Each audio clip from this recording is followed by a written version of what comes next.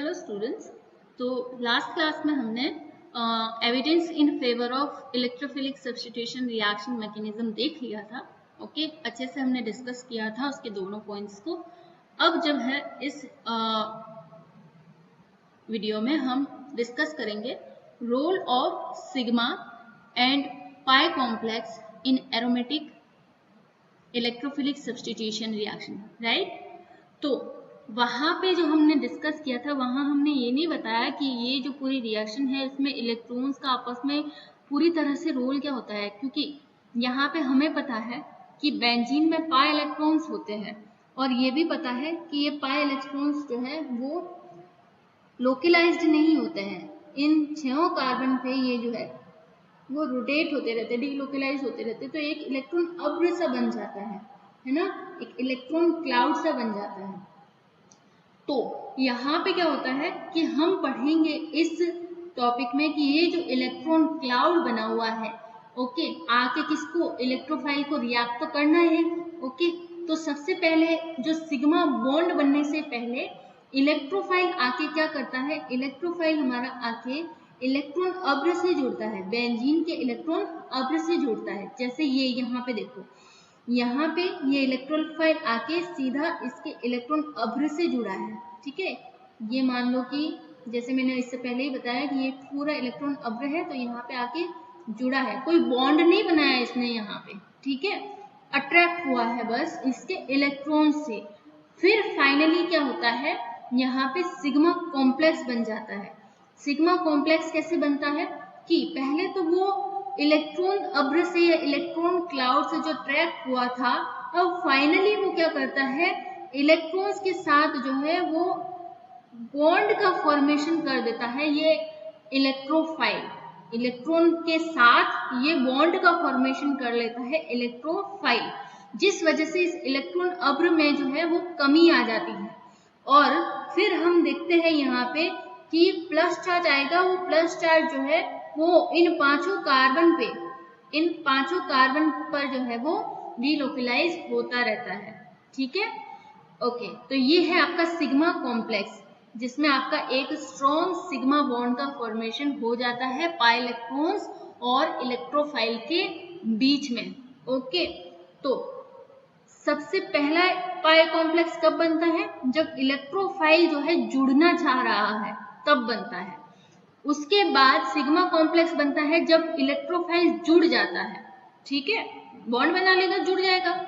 उसके बाद वापस से एक पाई कॉम्प्लेक्स का फॉर्मेशन होता है जब प्रोटॉन निकलना चाह रहा है, यानी कि बॉन्ड धीरे धीरे, ये वाला बॉन्ड जो है वो धीरे धीरे ब्रेक हो रहा है। ओके, और इस वजह से भी यहाँ पे एक पाई कॉम्प्लेक्स का फॉर्मेशन हो जाता है। क्लियर है, आखिरकार इसको यहाँ से निकलना है, तो बॉन्ड धीरे धीरे ब्रेक हो रहा है और उस दौरान जो है जो कॉम्प्लेक्स बनता है उसे हम क्या कहते हैं, यहाँ पे पाई कॉम्प्लेक्स कह रहे हैं। क्लियर इतना। और फाइनली फिर जो है लास्ट में आपका ये प्रोटॉन जो है यहाँ से निकल जाता है और प्रोडक्ट का फॉर्मेशन हो जाता है। बेसिकली ये जो प्रोडक्ट भी है ना, एक तरह का सिग्मा कॉम्प्लेक्स ही है। ये प्रोडक्ट भी क्या है आपका, सिग्मा कॉम्प्लेक्स ही है, क्योंकि यहाँ पे कार्बन और इलेक्ट्रोफाइल के बीच में एक स्ट्रॉन्ग बॉन्ड का फॉर्मेशन हो गया है। ओके, और साथ ही जो इलेक्ट्रॉन देके गया हाइड्रोजन, वो भी यहाँ पे रिंग में आपके इंक्लूड हो गए। क्लियर है इतना, ठीक है।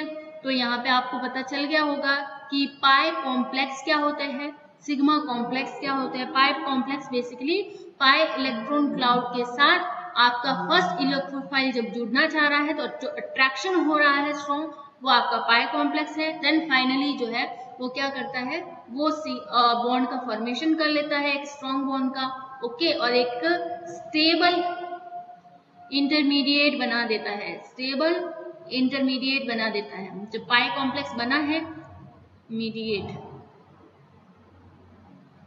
जब पाई कॉम्प्लेक्स बना है, ओके, और जब सिग्मा कॉम्प्लेक्स बना है तो ऑब्वियस सी बात है वो स्टेबल ही होगा एट किसी मात्रा तक तो वो रहेगा स्टेबल, ठीक है। ओके, फिर ये मैंने एक्सप्लेन कर ही दिया, ये भी सिग्मा कॉम्प्लेक्स आपका स्टेबल ही होगा। ओके, और यहाँ से क्या होता है, प्रोटॉन रिलीज हो जाता है। ओके, अब देखते हैं हम इसी के फेवर में एक एनर्जी प्रोफाइल डायग्राम। किसके फेवर में? ये जो हमने पाई कॉम्प्लेक्स और सिग्मा कॉम्प्लेक्स पढ़ा ना, इसी के लिए हम यहाँ पे पढ़ेंगे energy profile diagram. Energy profile diagram, ठीक है। ओके, चलो स्टार्ट करते हैं एनर्जी प्रोफाइल डायग्राम अपना। ये हम यहाँ पे, ओह नो,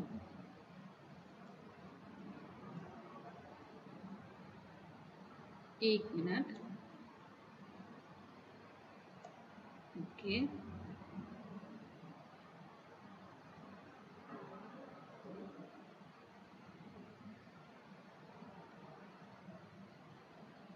राइट।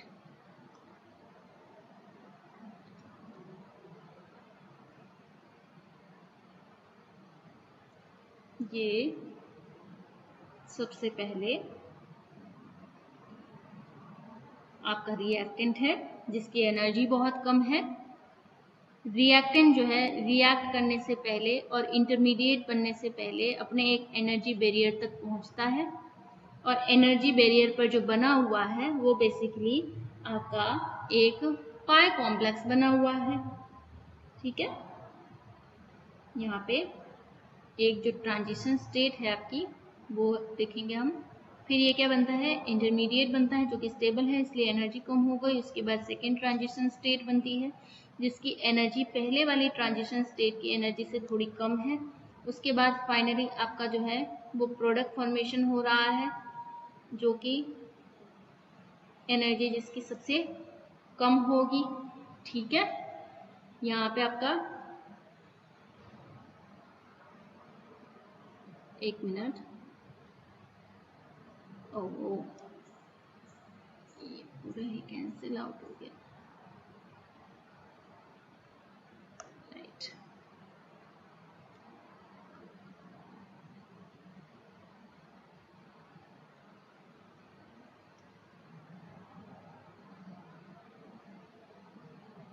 ओके,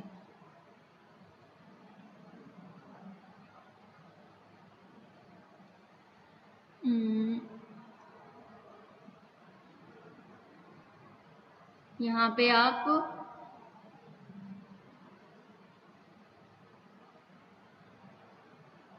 एक लाइन खींच देते हैं, ये कुछ सही से नहीं बन रही, ठीक है। यहाँ पे ये आपका इंटरमीडिएट है, ये आपका दोनों की ट्रांजिशन स्टेट है।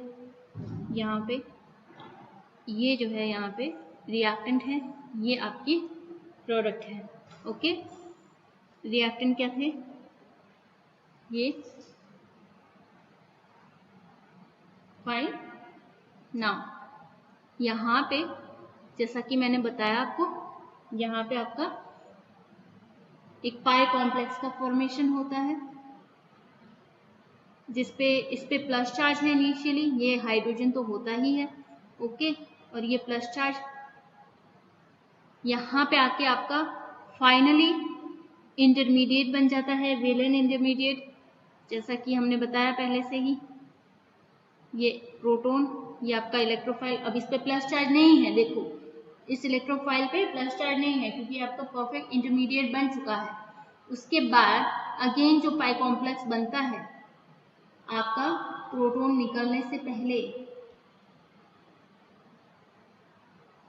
Partially positive charge. अब इस प्रोटॉन को निकलना है तो इस पे पार्शियली पॉजिटिव चार्ज आएगा। ये तो बॉन्ड बना ही चुका है, यहाँ पे भी पार्शियली आएगा। इसको सही से लिख लेते हैं थोड़ा, ये पार्शियली पॉजिटिव चार्ज, राइट। और फाइनली यहाँ पे आपको बताएंगे कि ये है क्या? आपका प्रोडक्ट, ओके। ये प्लस चार्ज, ओके। तो यहाँ पे आप नोटिस करेंगे कि जो पहला पाई कॉम्प्लेक्स है आपका, जिसमें यहाँ पे आके ये इलेक्ट्रोफाइल आपका अट्रैक्ट हो रहा है इस पाई इलेक्ट्रॉन से, जिससे पाई इलेक्ट्रॉन में भी कमी हो रही है, यहाँ पे देखो पार्शियली पॉजिटिव चार्ज है और यहाँ पे भी इसका प्लस चार्ज जो है वो डिक्रीज हो रहा है क्योंकि इलेक्ट्रॉन ले रहा है, तो यहाँ पे भी प्लस चार्ज आएगा। फाइनली फिर एनर्जी डिक्रीज होती है, आपका वैलेंट इंटरमीडिएट बन जाता है, फिर इसको प्रोटॉन को निकलना है अब यहाँ से, तो इस पे आ जाता है पार्शियली पॉजिटिव चार्ज और ये जो सिस्टम है इस पे भी आ जाता है पार्शियली पॉजिटिव चार्ज, क्योंकि इसको भी क्या करना है, इलेक्ट्रॉन अपने पॉजिटिव चार्ज आया हुआ है क्योंकि प्लस को यहाँ से निकलना है, अभी निकला नहीं है पूरा, इसलिए यहाँ पे क्या आता है, partially positive charge. Then finally यहाँ से प्रोटॉन रिलीज होने के बाद आपका ये वाला जो मॉलिक्यूल है वो आपको प्रोडक्टिव फॉर्म में मिल जाता है। बट पॉइंट यहाँ पे क्या है, पॉइंट है कि जो पहला वाला था ना, पहला वाला, उसकी एनर्जी देखो और इसकी एनर्जी देखो, दोनों में डिफरेंस है, ठीक है।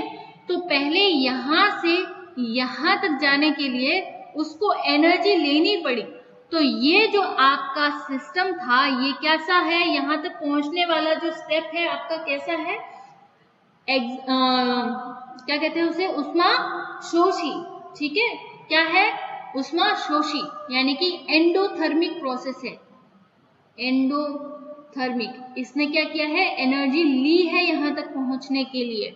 ओके, अब जितनी एनर्जी इसने ले ली है ये बन जाता है इंटरमीडिएट में कन्वर्ट हो जाता है और वापस से यहाँ, यानी कि इसके कंपैरिजन में, यहाँ के कंपैरिजन में यहाँ एनर्जी कम है, मतलब इधर से इधर तक पहुंचने में एनर्जी डिक्रीज हुई है, मतलब कि उसने कहीं ना कहीं अपनी एनर्जी लूज की है, निकली है। तो यहाँ पे स्टेप जो है ये फर्स्ट पाई कॉम्प्लेक्स से सेकेंड पाई कॉम्प्लेक्स तक बनने की जो प्रक्रिया है, या फिर आप कह सकते हैं कि इस इंटरमीडिएट के बनने के बाद इस सेकेंड पाई कॉम्प्लेक्स तक पहुंचने की जो प्रक्रिया है वो कैसी है, वो है आपकी एक्सोथर्मिक। कैसी है, एक्सोथर्मिक प्रक्रिया है। समझ में आ गया ये चीज, ठीक है। तो हम कहेंगे कि जो एक्टिवेशन एनर्जी हमने ली है रेडियम आयन को बनाने के लिए, उसमें फर्स्ट के लिए जो एक्टिवेशन एनर्जी होती है वो ज्यादा होती है। यहां से देखेंगे ये, इसे हम कहेंगे EA1, और इंटरमीडिएट बन जाने के बाद ये वाली एनर्जी को हम क्या कहेंगे, EA2। तो हम यहाँ पे कहेंगे कि क्या होता है, EA1 ज्यादा होता है EA2 से। ओके, तो हम यहाँ पे कहेंगे क्योंकि EA1 ज्यादा है तो हम ये कहेंगे ये एंडोथर्मिक प्रोसेस है, और क्योंकि EA2 कम है तो हम कहेंगे ये एक्सोथर्मिक प्रोसेस है, यानी कि इसने तो अपनी एनर्जी लूज कर दी है, ऊष्माक्षेपी, ठीक है। तो ये पूरी व्यवस्था है इस रिएक्शन की, जो मैकेनिज्म है उसके दौरान जो पाई कॉम्प्लेक्स और सिग्मा कॉम्प्लेक्स बनता है उसमें एनर्जी किस तरह से ली जाती है और दी जाती है प्रोसेस के दौरान, उसका पूरा आपको यहाँ पे एक्सप्लेनेशन मिल गया है, ठीक है। तो ये फाइनली जो है स्टेबल प्रोडक्ट का फॉर्मेशन यहाँ पे कर देगा। नेक्स्ट देखते हैं, ये तो हो गई बात पूरी हमारे मैकेनिज्म के बारे में। यहाँ पे आपको अगर बताना हो तो ये आपके XY पे जो है ये आपकी एनर्जी होगी और ये आपका रिएक्शन कोऑर्डिनेट होगा, एनर्जी होगी और ये रिएक्शन कोऑर्डिनेट, राइट। ओके, चलो नेक्स्ट टॉपिक स्टार्ट करते हैं हम यहाँ पे। जैसा कि मैंने आपको बताया था कि हम क्या करेंगे, हम कुछ इंपॉर्टेंट रिएक्शंस लेंगे और उनके रिएक्शन मैकेनिज्म को डिस्कस करेंगे, ठीक है। तो हम वही कर रहे हैं अभी यहाँ पे, important electrophilic substitution reaction heading लगाते हैं। पहली रिएक्शन हम नाइट्रेशन लेंगे यहाँ पे, इंपॉर्टेंट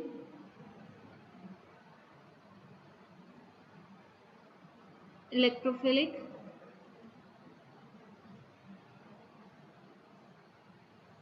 सब्स्टिट्यूशन रिएक्शन, ठीक है। फर्स्ट रिएक्शन हम लेंगे जो यहाँ पे वो है हमारी nitration reaction, nitration. Okay, nitration reaction में बेसिकली जो आपका नाइट्रेटिंग एजेंट होता है वो क्या होता है वो देखेंगे। और सबसे पहले हम यहाँ पे देखते हैं कि ये किस तरह की रिएक्शन है, एक तरह की सब्स्टिट्यूशन रिएक्शन है, जैसे कि हमने लिखा है पहले ही। तो यहाँ पे लिखते हैं हम सब्स्टिट्यूशन ऑफ H सब्स्टिट्यूशन प्रतिस्थापी अभिक्रिया है, ठीक है, इलेक्ट्रॉन्स ने ही प्रतिस्थापी अभिक्रिया, substitution of H by NO2 plus nitronium ion है ये आपका, ओके, ये एज इलेक्ट्रोफाइल यहाँ पे यूज में आएगा, group in reaction of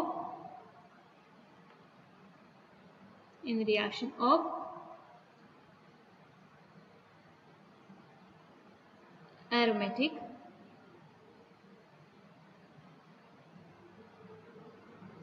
compound are known as nitration, ठीक है। एरोमेटिक कंपाउंड्स के रिएक्शन में हाइड्रोजन का जो है रिप्लेसमेंट कर देंगे, हाइड्रोजन को सब्स्टिट्यूट कर देंगे, का सब्स्टिट्यूशन कर देंगे NO2 से, तो ये इस तरह की जो रिएक्शन होती है वो क्या कहलाती है, वो हमारी कहलाती है नाइट्रेशन रिएक्शन, ओके। तो यहाँ पे हम लिखते हैं नाइट्रेटिंग एजेंट क्या है, नाइट्रेटिंग एजेंट क्या है यहाँ पे, तो वो है कंसंट्रेटेड HNO3 के साथ हम कंसंट्रेटेड H2SO4 लेते हैं, ठीक है, और जिससे हमें मिलता है nitronium ion, nitronium ion, okay. तो ये जो हमारा सिस्टम है ये क्या कहलाता है आपके, ये जो दोनों मिलके, दोनों ही रिएजेंट मिलके क्या बनाते हैं, एक नाइट्रेटिंग एजेंट बनाते हैं, ठीक है। और इनकी आपस में रिएक्शन से हमें नाइट्रोनियम आयन मिलता है जो कि हमारे बेंजीन पे अटैक करता है और हमें प्रोडक्ट देता है, सब्स्टिट्यूशन प्रोडक्ट देता है, ओके। तो बेसिकली इस रिएक्शन में होता क्या है, तो यहाँ पे इस रिएक्शन में बेंजीन की रिएक्शन हम करवाते हैं HNO3 के साथ H2SO4 की प्रेजेंस में, H2SO4 की प्रेजेंस में 50 डिग्री सेंटीग्रेड पर, तो आपको कुछ इस तरीके का प्रोडक्ट देखने को मिलता है, क्लियर है, ठीक है, ओके। नेक्स्ट अभी इसमें हम क्या देखेंगे, इसमें हम देखेंगे इसकी मैकेनिज्म किस तरह से होती है, क्योंकि सिर्फ इतना लिख देने से तो पता नहीं चलता है कि ये रिएक्शन किस तरह से होगी, ओके। तो यहाँ पे लिखते हैं हम मैकेनिज्म, जिसमें हम फर्स्ट स्टेप लिखेंगे, स्टेप फर्स्ट,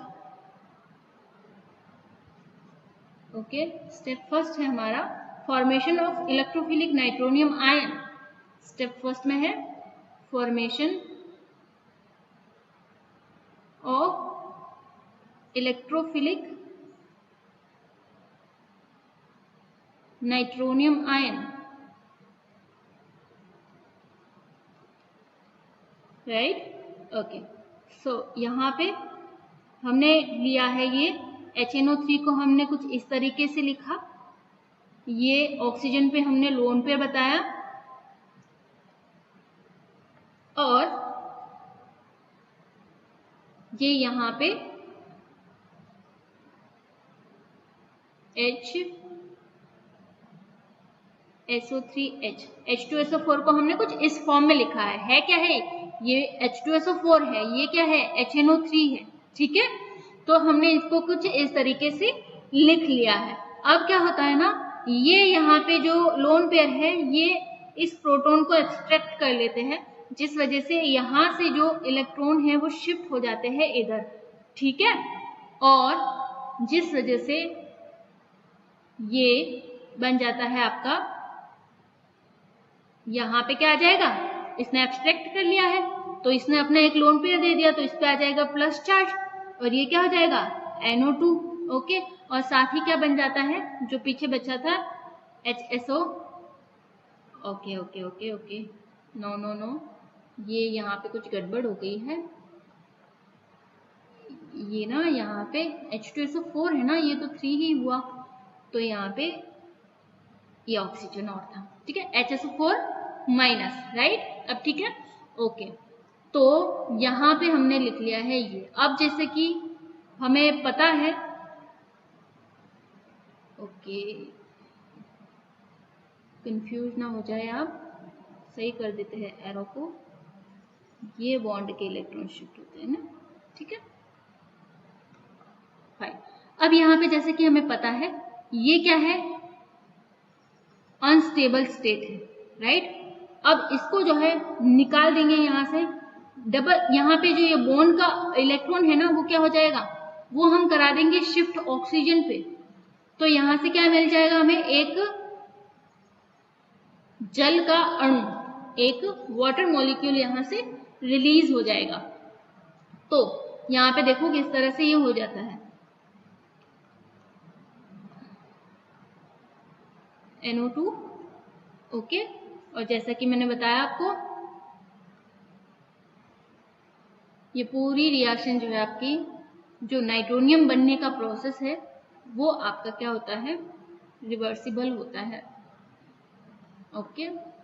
ये यहाँ पे NO2 प्लस रह गया क्योंकि बॉन्ड के इलेक्ट्रॉन इधर शिफ्ट हो गए ना, और यहाँ से एक H2O यहाँ से रिलीज भी हो गया, ठीक है। तो ये हो गई फर्स्ट स्टेप। फर्स्ट स्टेप में हमें क्या मिल गया है, नाइट्रोनियम आयन मिल गया है। अब हम चलते हैं सेकेंड स्टेप पे। सेकेंड स्टेप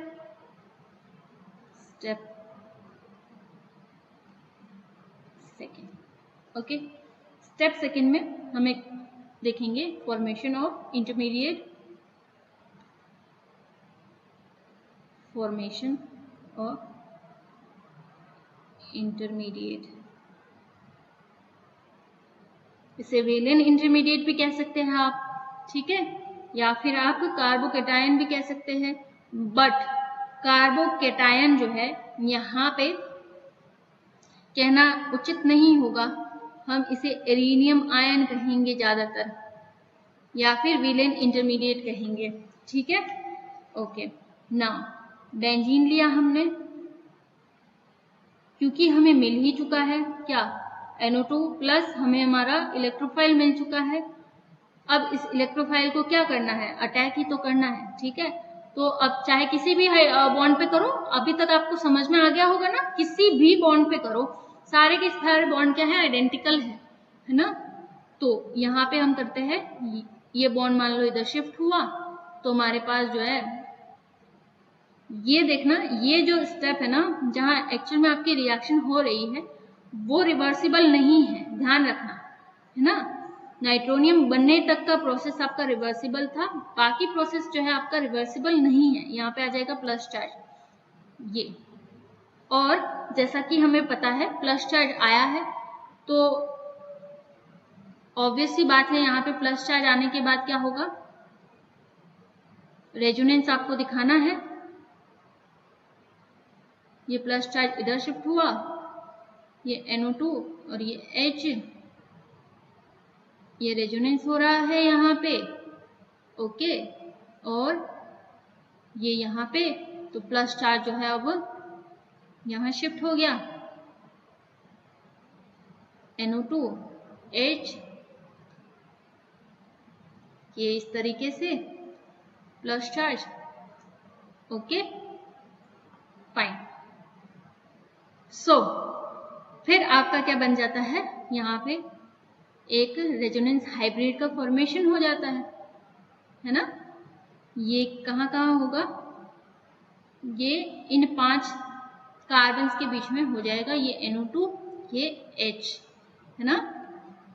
अब जो लास्ट स्टेप है यहाँ पे, थर्ड स्टेप, उसमें क्या ही होना है, उसमें आपका होगा प्रोटॉन का निष्कासन, ठीक है। ये स्लो स्टेप था हमारा, फाइन।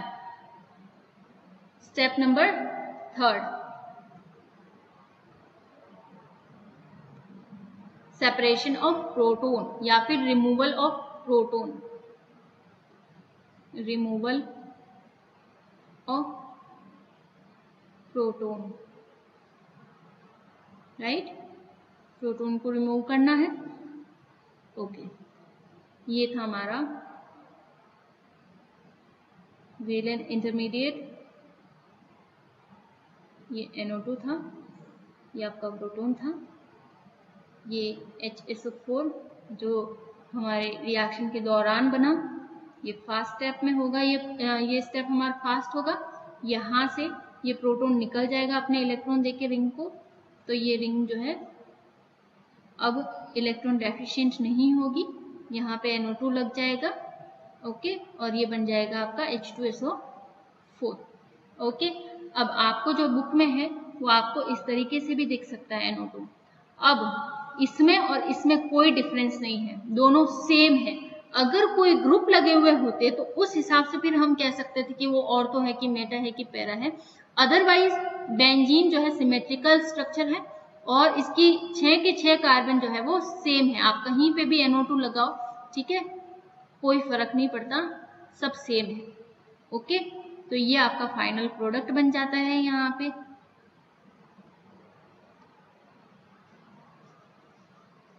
फाइन, ओके, यहाँ पे आप नोटिस किए होंगे कि जो मेन पोर्शन है आपका, आप यहाँ कंफ्यूज हो गए सेकेंड स्टेप कैसे हो गया। देखो यहाँ पे आपको फर्स्ट स्टेप में तो करना ही पड़ेगा ना रिएक्शन बताने के लिए कि यहाँ पे नाइट्रोनियम आयन कैसे हुआ। अगर आप चाहे नहीं बताना चाहे तो आप डायरेक्ट जो है इसको फर्स्ट स्टेप कह सकते हैं, इस वाले स्टेप को फर्स्ट स्टेप कह सकते हैं, इस वाले स्टेप को सेकेंड स्टेप कह सकते हैं, कोई प्रॉब्लम वाली बात नहीं है। बट आपको फर्स्ट स्टेप में बता देना जरूरी है, ठीक है, ताकि अच्छा रहे एग्जाम में। ओके, कि यहाँ पता चले आपको, एग्जामिनर को भी पता हो कि आपको एग्जैक्टली पता है पूरी रिएक्शन किस तरह से हो रही है, ये NO2 प्लस कहाँ से आया है। ओके, बाकी कोई वो नहीं है कि फर्स्ट स्टेप सेकेंड स्टेप, जो जहां से हमारी मेन रिएक्शन स्टार्ट हो रही है ना, इलेक्ट्रोफिलिक सब्स्टिट्यूशन रिएक्शन, वो यहीं से स्टार्ट हो रही है। क्योंकि हमें तो ये इलेक्ट्रोफाइल तो हमें पता है कि ये होगा, पर इसको हमने फर्स्ट स्टेप में शो कर दिया, कोई प्रॉब्लम वाली बात नहीं है। ओके, जबकि मेन इलेक्ट्रोफिलिक सब्स्टिट्यूशन रिएक्शन यहाँ से स्टार्ट हो रही है। क्लियर है यहाँ तक, ठीक है। तो यहाँ पे पूरी रिएक्शन के दौरान जो है फर्स्ट स्टेप तो नहीं कहूंगी, सेकेंड स्टेप जो आपके मेन स्टेप है इस रिएक्शन का, और थर्ड स्टेप जो मेन स्टेप है उसमें आपने देखा होगा कि कोई भी रिवर्सिबल स्टेप नहीं है यहाँ पे, ठीक है, कोई भी रिवर्सिबल स्टेप नहीं है, जैसे कि यहाँ आपको देखने को मिलता है ये रिवर्सिबल स्टेप। ओके, यहाँ पे मेन रिएक्शन में मैकेनिज्म में कोई भी रिवर्सिबल स्टेप नहीं है, तो आप यहाँ पे क्या कहेंगे कि it is not a reversible reaction, it is not a reversible reaction, ठीक है। तो ये था आपका नाइट्रेशन रिएक्शन आपकी। नेक्स्ट जो है हम पढ़ेंगे नेक्स्ट क्लास में हेलोजिनेशन रिएक्शन। ओके, तो आज की क्लास में इतना ही। Thank you. कोई भी डाउट हो तो मुझसे पूछ लेना, राइट।